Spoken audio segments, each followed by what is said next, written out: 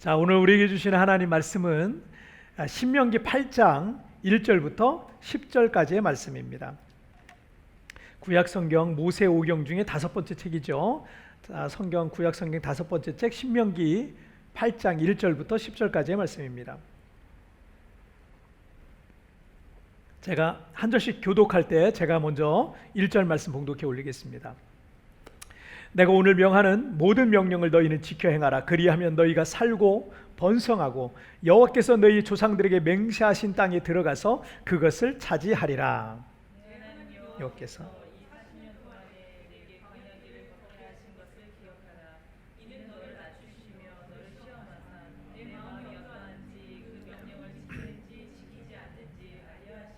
너를 낮추시며 너를 줄이게 하시며 또 너도 알지 못하며 내 조상들도 알지 못하던 만나를 내게 먹이신 것은 사람이 떡으로만 사는 것이 아니요 여호와의 입에서 나오는 모든 말씀으로 사는 줄을 내가 알게 하려 하심이니라.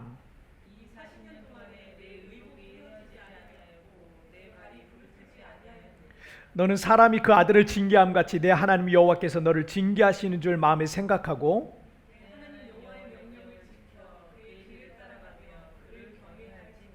내 하나님 여호와께서 너를 아름다운 땅에 이르게 하시나니 그곳은 골짜기든지 산지든지 시내와 분천과 샘이 흐르고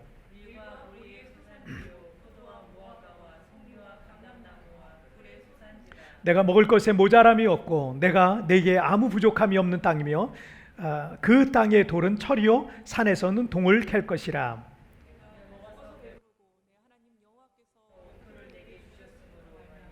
그를 찬송하리라. 아멘.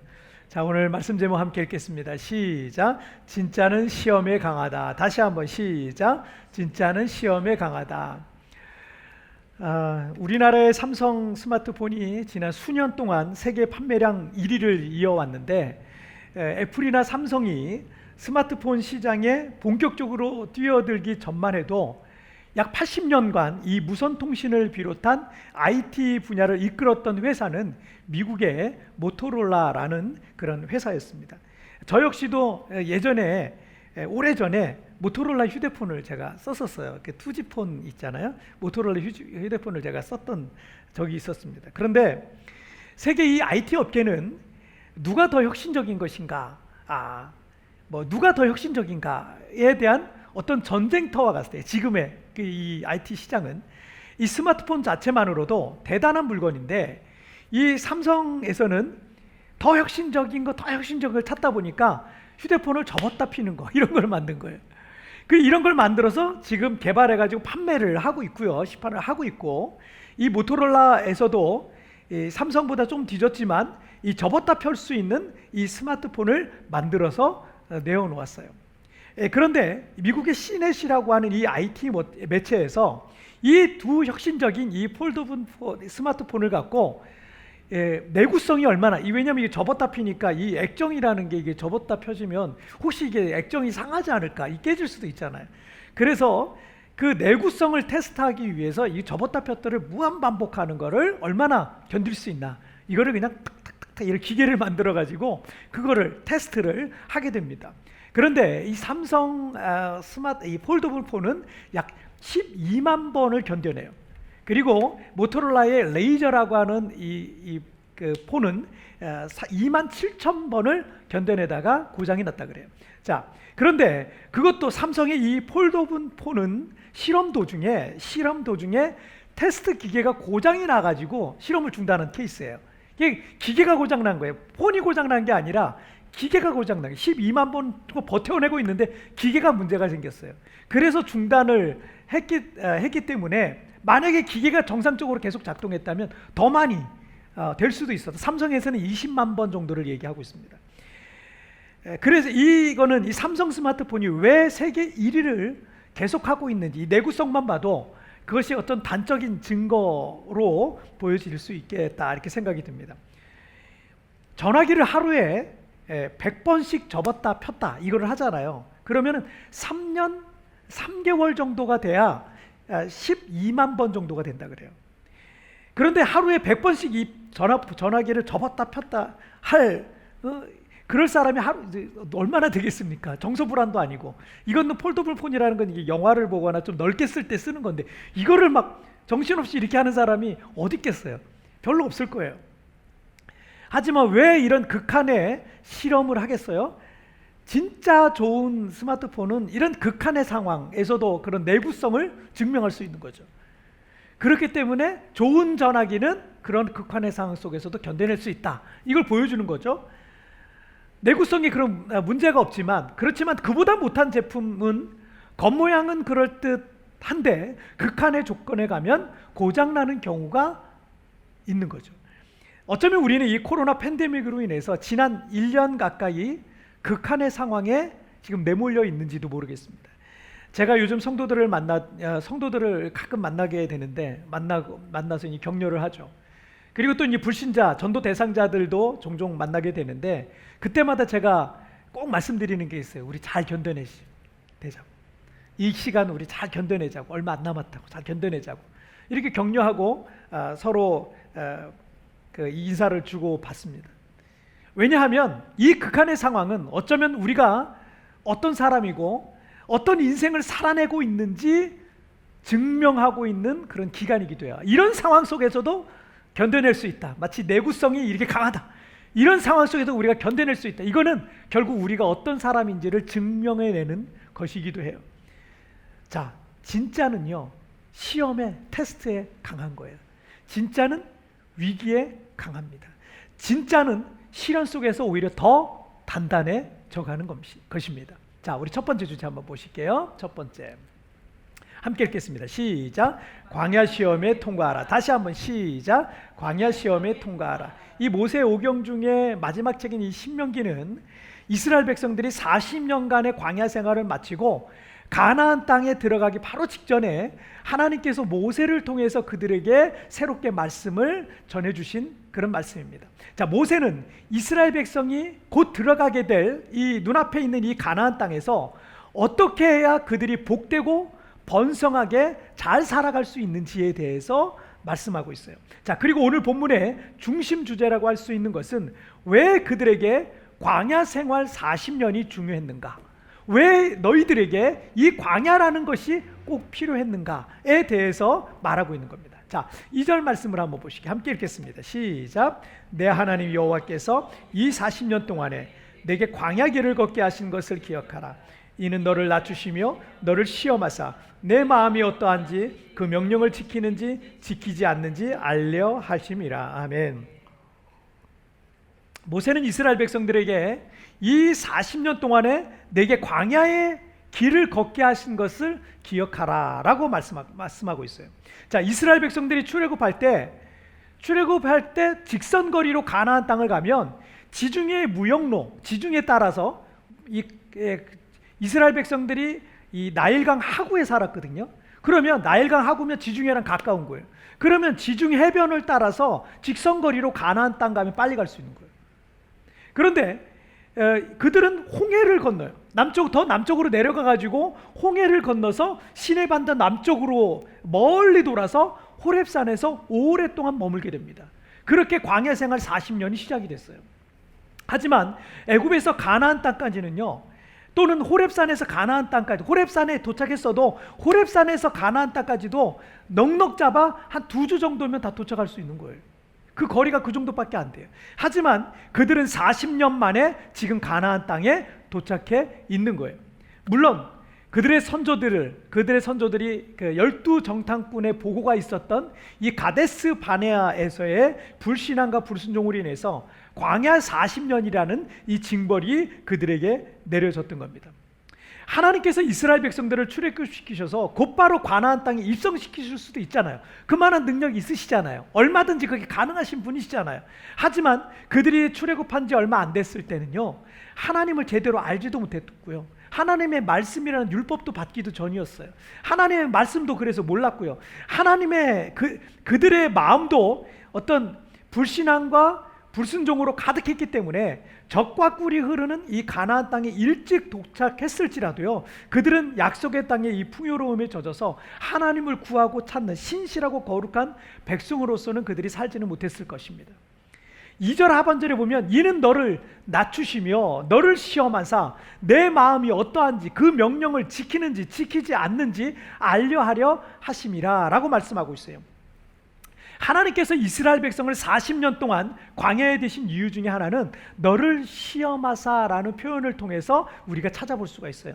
영어 성경에 보니까 여기서 이 시험이란 말을 테스트라는 말로 단어를 쓰고 있습니다.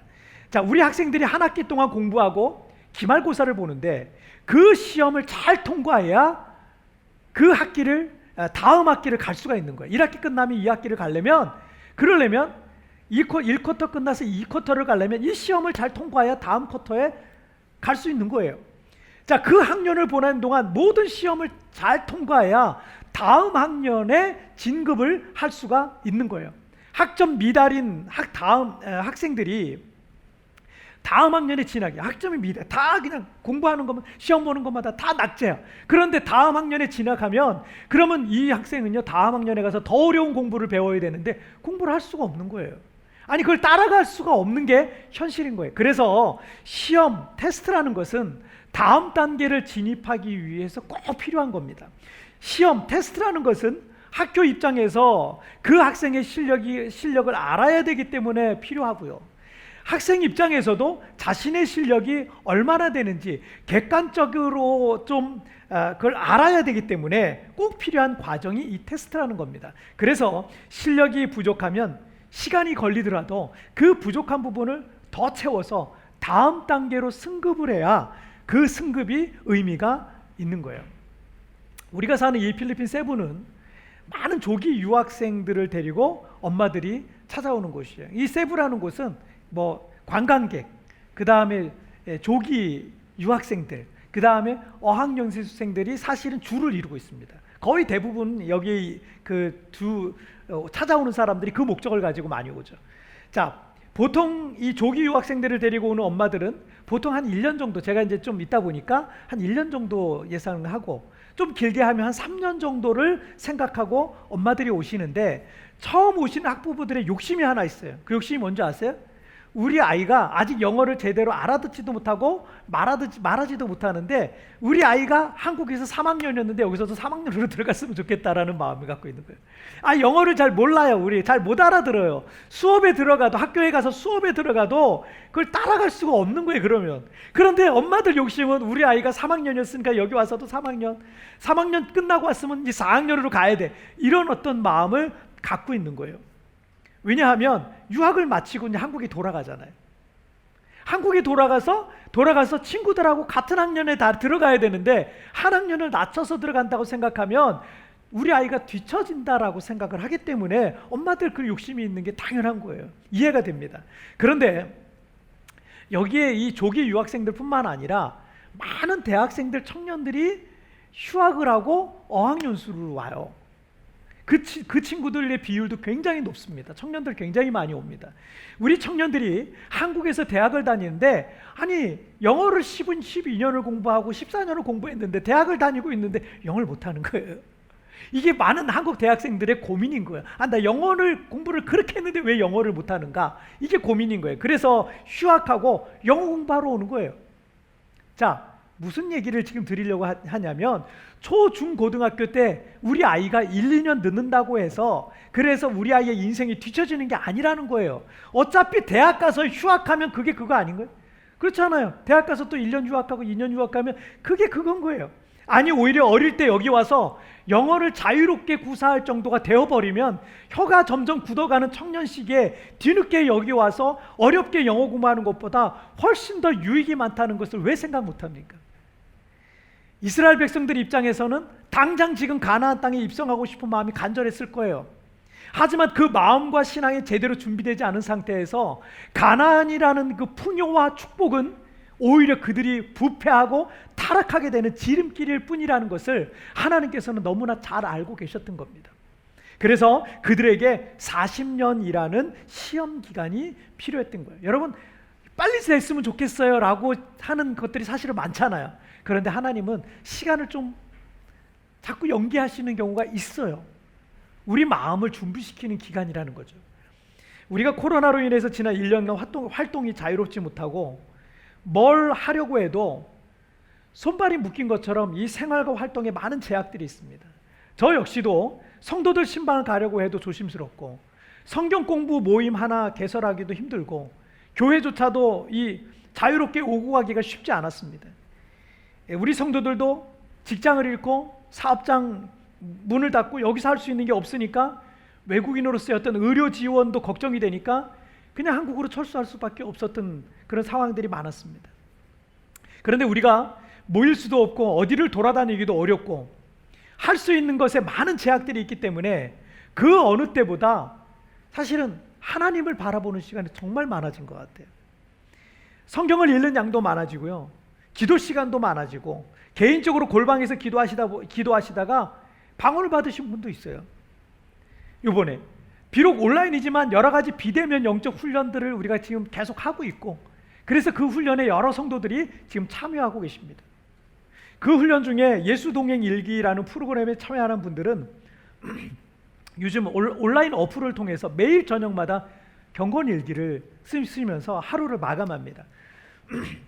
이 훈련에 참여하시는 분들은 그 어플을 통해서 다른 분들의 일기를 보면서 도전도 받고 은혜도 받고 있고, 댓글을 통해서 함께 격려도 해주고 함께 기도 제목도 나누고 중보기도도 합니다.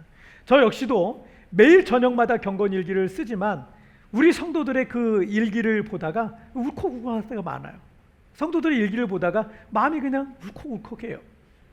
이렇게 매일 저녁을 그렇게 은혜로 마감하며 하루를 정리하니까 요즘은 정말 이 매일 저녁이 이렇게 잠드는 시간이 얼마나 좋은지 몰라요. 얼마나 그냥 은혜 속에서 잠드는 것 같아요. 너무 감사해요.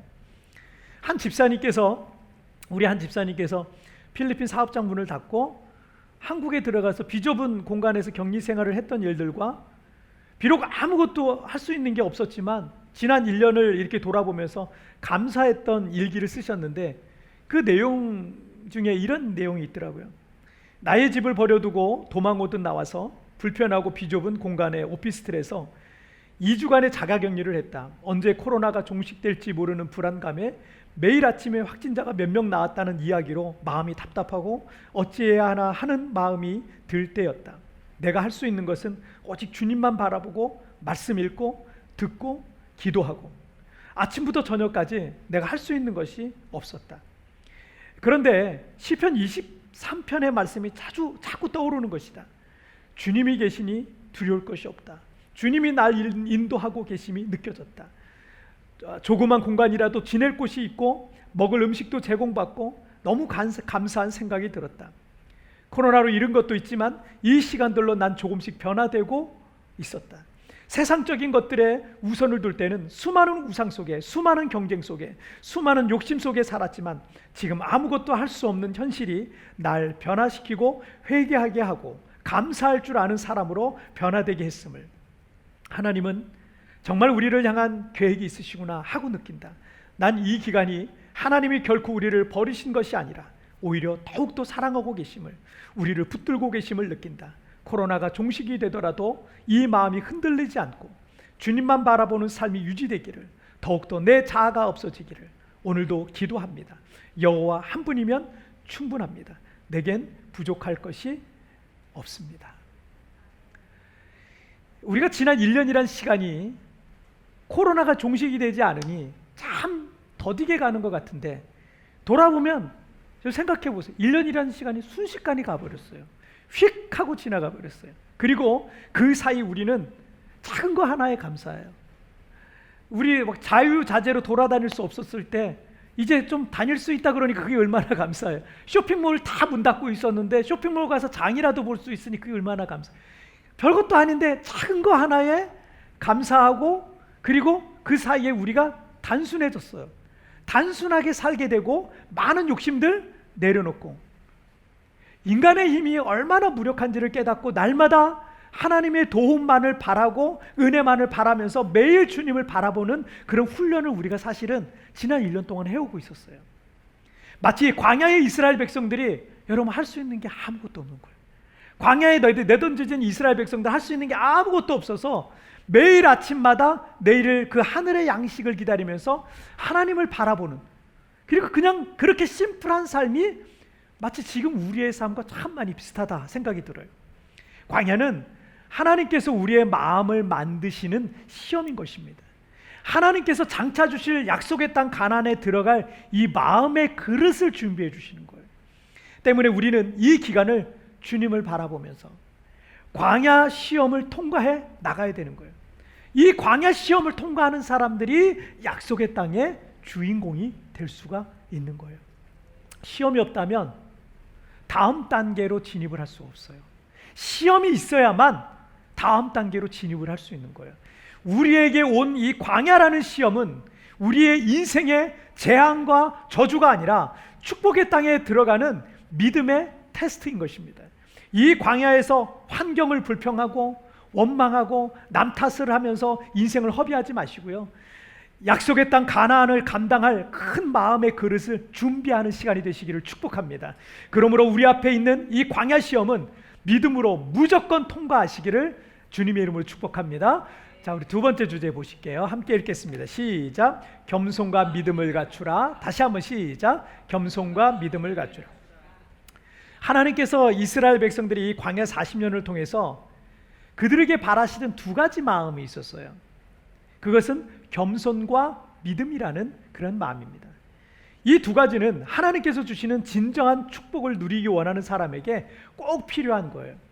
자, 3절 말씀을 먼저 한번 보실게요. 함께 읽겠습니다. 시작. 너를 낮추시며 너를 줄이게 하시며 또 너도 알지 못하며 내 조상들도 알지 못하던 만나를 내게 먹이신 것은 사람이 떡으로만 사는 것이 아니요 여호와의 입에서 나오는 모든 말씀으로 사는 줄을 내가 알게 하려 하심이니라. 아멘. 첫 번째는 마음의 낮아짐, 곧 겸손입니다. 교만이 패망의 선봉이라는 유명한 이 잠언의 말씀과 같이 잘 나가던 사람이라도 그 마음이 높아지고 거만해지면 한순간에 몰락의 길로 들어서는 것을 우리는 정말 참 많이 보면서 살고 있습니다.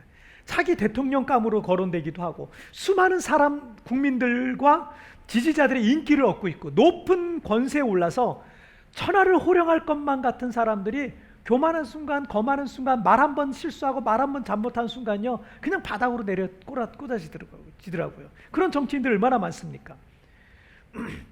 설교 서론에서도 잠시 말씀드렸지만 무려 80년 동안 무선통신 부분의 절대적인 강자였던 회사가요 지금은 전 세계에서 명함도 제대로 내밀지 못하고 있는 그런 이유가 뭐겠습니까? 이솝우화에 보면 토끼와 거북이 이야기 나오잖아요. 이 토끼는 막 앞서 달려갔어요. 자기의 빠른 발만 믿고. 그런데 어떻게 해요? 방심하게 됩니다. 그리고 잠을 콕 자요. 낮잠 자다가 거북이한테 추월당하는 것과 같다고 할 수 있어요. 제일 잘 나가고 최고의 자리에 있다고 생각하는 이 교만한 마음이 드는 순간 사람의 마음이 뭐가 방심을 해요. 혁신적인 생각 못합니다. 그리고는 어떻게 해요? 느림보 거북이라고 생각했던 무명의 혁신적인 기업에게 추월당하게 되어 있는 게 지금 이 사회가 돌아가고 있는 모양이에요. 교만한 마음은 눈이 감깁니다. 제대로 못 봐요. 교만한 마음은 눈이 감기고 목적과 방향을 잃어버리게 돼요. 그 좋은 환경, 그 성공한 환경, 그 풍요로움, 그 축복 속에 그냥 젖어가지고요 앞을 제대로 볼 수가 없는 거예요. 방향을 잃어버린 거예요. 거기에 젖어서. 근데 겸손한 사람은요 눈을 크게 떠요. 아니 아직 지금 할 일이 너무 많거든요. 내가 배워야 될 게 너무 많거든요. 가야 할 길이 너무 많거든요. 눈을 크게 뜨고 목적과 방향이 분명합니다. 그래서 이 사람들은 쉴 수가 없는 거예요. 2002년 한일 월드컵에 그 히딩크 감독이 이끄는 대한민국 축구 대표팀은요 세계 축구계의 그냥 무명과 같은 팀이었어요. 하지만 히딩크 감독의 작은 승리에 만족하지 않고 인터뷰에서 우린 아직 배고프다 이랬어요. 우린 아직 배고프다. 나는 아직 배고프다. 그 헝그리 정신은 우승 후보였던 이탈리아, 스페인 그리고 폴란드와 같은 유럽의 강호들을 꺾고요 세계 축구 역사에 신화와 같은 기적을 만들어낸 거예요. 여러분 야고보서 4장 6절 말씀에 하나님이 교만한 자를 물리치시고 겸손한 자에게 은혜를 주신다라고 말씀하셨어요. 물은 위에서 아래로 흐르듯 하늘의 은혜는 낮은 곳 겸손한 마음을 갖고 있는 사람에게 흘러가는 거예요. 하나님께서는 교만한 사람 싫어하세요. 잘난 척하는 사람 싫어하세요. 높아지고자 하는 마음 갖고 있는 사람 싫어하세요. 권위적이려고 하는 사람들 싫어하세요. 하나님은요, 겸손한 자에게 은혜를 베풀어 주시는 거예요. 고개를 숙이는 사람, 엎드리는 사람, 하나님 앞에 정말 가난한 마음 가지고 있는 사람을 하나님 참 기뻐하세요. 사막과 황무지밖에 보이지 않는 광야에서 여러분, 이스라엘 백성들이 뭘 할 수 있었겠어요? 농사를 지을 수도 없고 밭에 물을 댈 수도 없고 손에 잡히는 것도 없고 아무것도 보이지 않았기 때문에 이 광야에서 여러분 할 수 있는 건 아무것도 없는 거예요. 아침에 일어나서 여러분 보이는 게 다 광야밖에 없어요. 모래사장밖에 없어요. 할 수 있는 게 아무것도 없어요. 그리고는 어떻게 해요? 최소한의 생활 속에서 매일 새벽마다 하늘에서 내리는 만나를 바라보는 거예요.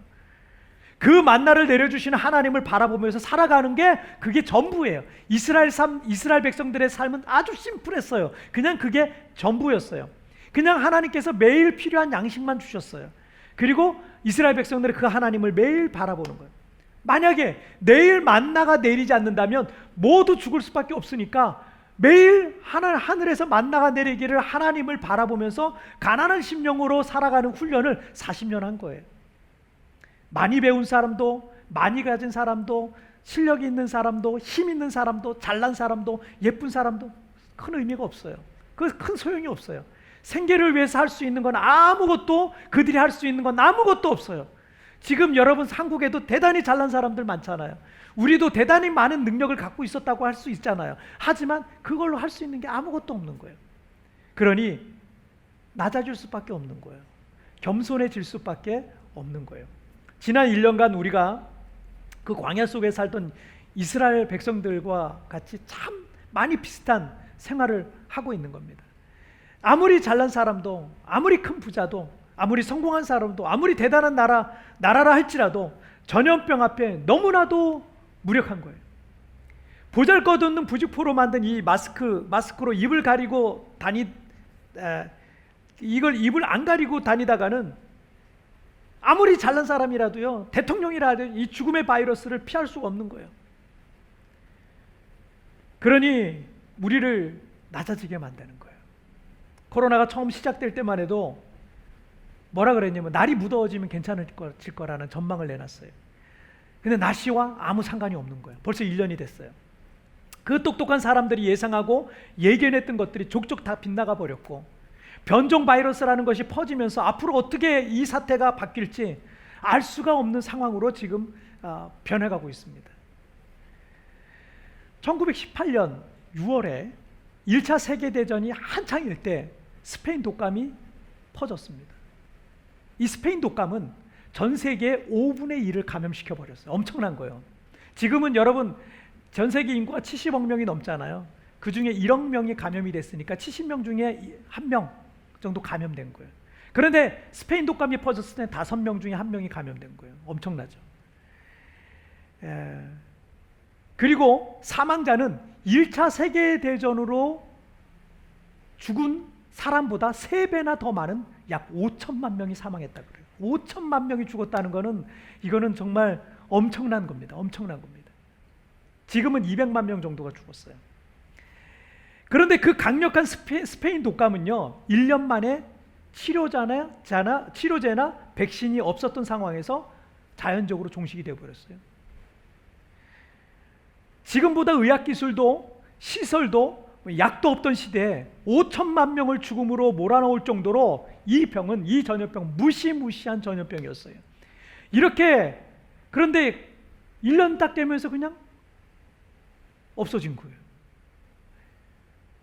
이렇게 자연 종식된 것을 학자들은 미스테리하게 보고 있습니다. 우리가 지난 1년 동안 코로나라는 이 전염병과 치열하게 싸우고 있고 전 세계가 치료제와 백신 개발에 희망을 걸고 있습니다. 물론 그런 약들이 분명 도움이 될 거예요. 코로나 종식에도 영향을 줄 수 있을 것이라고 생각합니다. 하지만 변종 바이러스도 자꾸 생겨나고 백신의 부작용도 걱정이 되고 우리가 예상치 못하는 일들이 사실은 자꾸 발생하고 있어요. 지금의 코로나와는 비교조차도 안 되는 100년 전에 무시무시한 이 스페인 독감이 인간의 힘과 기술로 종식된 것이 아니었다는 거죠. 어느 날 갑자기 바이러스는 세계 곳곳에서 힘을 잃기 시작을 했어요. 그리고 1년 만에 종식이 된 겁니다. 여러분 이걸 어떻게 설명하시겠어요? 물론 이제 학자들은 그걸 이제 집단 면역이 되고 자연 면역이 돼서 종식됐다 뭐 이런 얘기를 하죠. 어쨌든 정확한 건 몰라요. 이걸 어떻게 설명하겠냐고요. 그래서 우리 교회에서 성도들과 함께 제가 우리 온라인 기도에 매일 하고 있잖아요. 그런데 제가 종종 그런 기도를 제목을 올리잖아요. 어떤 기도를 올려요? 우리가 백신을 의지하지 말고 하나님을 바라보게 해달라는 기도를 늘 올리는 거예요. 백신이 여러분, 왜냐하면 백신이 이것을 종식시킬 게임 체인저가 되는 게 아니라 결국 역사를 주관하신 하나님께서 이 전염병을 소멸해 주셔야 끝나는 겁니다. 그래서 우리 인간은 하나님 앞에 늘 겸손하고 그 하나님을 바라보고 의지하며 나아가야 되는 것입니다. 하나님께서 광야 40년을 통해서 이스라엘 백성들에게 주시고자 하는 두 번째 마음은 믿음입니다. 믿음. 자, 3절 말씀을 한번 다시 보실까요? 3절 말씀 보실게요. 함께 읽겠습니다. 시작. 너를 낮추시며 너를 줄이게 하시며 또 너도 알지 못하며 내 조상들도 알지 못하던 만나를 내게 먹이신 것은 사람이 떡으로만 사는 것이 아니요 여호와 입에서 나오는 모든 말씀으로 사는 줄을 내가 알게 하려 하심이니라. 아멘. 자, 광야에서 농사지을 땅도 물도 없는, 정말 아무것도 없는 곳이었어요. 그런데 하나님께서 40년 동안 이스라엘 백성들을 어떻게 해요? 먹이셨다는 거예요. 그래서 사람이 떡으로만 사는 게 아니라 하나님의 말씀으로 산다는 거예요. 여러분, 요즘 우리가 그러지 않습니까? 요즘 우리가 최소한의 먹을 걸 가지고 먹고 살아요. 그런데 우리 정말 낙심해 있고 지쳐 있는 사람들 정말 많잖아요. 그런데 그분들이요, 하나님의 말씀을 받을 때마다 그분들이 다시 일어나더라고요. 요즘 예수동행 훈련을 하시는 분들도 그분들 중에 한 분들이시고, 그리고 90일 성경 통독을 통해서 성경 부지런히 읽는 분들도 그 말씀을 통해서 자꾸 힘을 얻는 거예요. 참 신기하죠? 사람이 떡으로만 사는 게 아니에요. 그리고 4절을 보시면, 이 4절 말씀도 보실게요. 4절 말씀 함께 읽겠습니다. 시작. 이 40년 동안에 내 의복이 헤어지지 아니하였고 내 발이 부르트지 아니하였느니라. 하나님께서 40년 동안 이스라엘 백성들을 부족함이 없이 먹이시고 입히시기까지 했다는 거예요. 광야에서 하나님에 대한 믿음이 없이는 한순간도 살 수가 없었던 거죠. 영국의 철학자요 또 자연과학자이면서 신학자이기도 했던 로저 베이컨이라는 분이 만일 누가 믿음을 잃었다면 그에게는 의지하고 살 수 있는 무엇이 남았는가라는 말을 했어요. 코로나로 인해 우리가 그동안 의지하고 살았던 많은 것들을 잃었어요. 하지만 하나님에 대한 믿음이 있는 사람들은요, 이 인생의 광야길을 걸을 때 낙심하거나 두려워하지 않습니다. 왜냐하면 하나님께서 결국 우리를 이 광야에서 약속과 축복의 땅인 가나안으로 인도해 주실 것을 믿기 때문입니다. 하지만 이 인생의 광야길을 걷는 이들이 믿음을 잃었다면, 하나님에 대한 이 믿음이 없다면 그분에게는 과연 그가 의지하고 살 수 있는 무엇이 남아 있겠습니까? 그러므로 우리가 인생의 광야길을 걸을 때 이 믿음이 필요한 겁니다. 이 믿음이 있기에 견뎌낼 수 있는 겁니다. 비록 광야를 걸으며 우리는 더 낮아졌지만 이 겸손과 믿음은 광야를 걸을 때 이 광야라는 시험을 능히 이기게 하는 도구가 될 것입니다. 자, 오늘 살펴봤던 말씀 두 가지 말씀 함께 읽겠습니다. 시작. 광야 시험에 통과하라. 겸손과 믿음을 갖추라. 다시 한번 시작.